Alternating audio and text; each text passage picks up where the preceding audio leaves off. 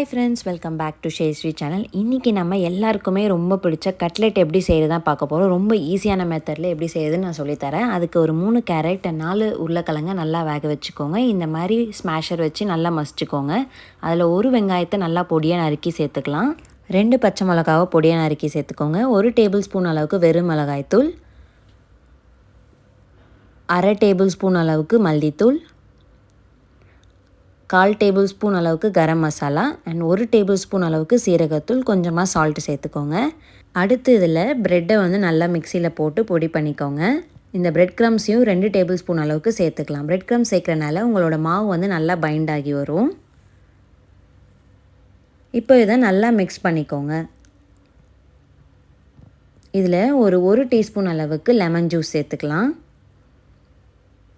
அடுத்து நம்ம ஒரு 2 டேபிள் ஸ்பூன் அளவுக்கு மைதா மாவை எடுத்து வச்சு அதில் கொஞ்சமாக தண்ணி சேர்த்து இந்த பேட்டரை ரெடி பண்ணிக்கலாம். இப்போ நான் இங்கே ரஸ்க் எடுத்திருக்கேன். ரஸ்க்கு கூடவே ஒரு 2 டேபிள் ஸ்பூன் அளவுக்கு பிரெட் க்ரம்ஸும் சேர்த்துக்கிறேன். நல்லா கிறிஸ்பியாக வரணும்னு சொல்லிட்டு நான் ரஸ்க்கு சேர்த்துக்கேன். உங்கள்கிட்ட ரஸ்க் இல்லைனா வெறும் பிரெட் க்ரம்ஸ் யூஸ் பண்ணியும் நீங்கள் பண்ணிக்கலாம். அடுத்து இப்போது இதை கட்லெட் ஷேப்பில் தட்டிக்கலாம். கொஞ்சம் கனமாகவே தட்டுங்க. ஏன்னா நீங்கள் ரொம்ப மெலிசாக தட்டிட்டிங்கன்னா எண்ணெயில் போட்டு ஃப்ரை பண்ணி எடுக்கும் போது உங்களுக்கு கட்லெட் உடையிறதுக்கு வாய்ப்பு இருக்குது. இப்போ இதை நம்ம மைதா மிக்ஸ் பண்ணி வச்சுருந்த பேட்டரில் டிப் பண்ணி எடுத்துக்கோங்க. அண்ட் பிரெட் க்ரம்ஸும் ரஸ்க்கும் இருக்கிறதுலையும் டிப் பண்ணி எடுத்துடலாம்.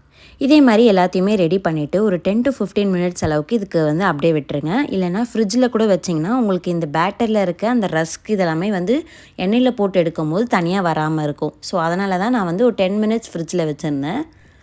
இப்போது ஒரு 4 டேபிள் ஸ்பூன் அளவுக்கு எண்ணெய் சேர்த்துட்டு அதில் இந்த ஒரு பேட்டியும் எடுத்து நம்ம ஃப்ரை பண்ணிக்கலாம்.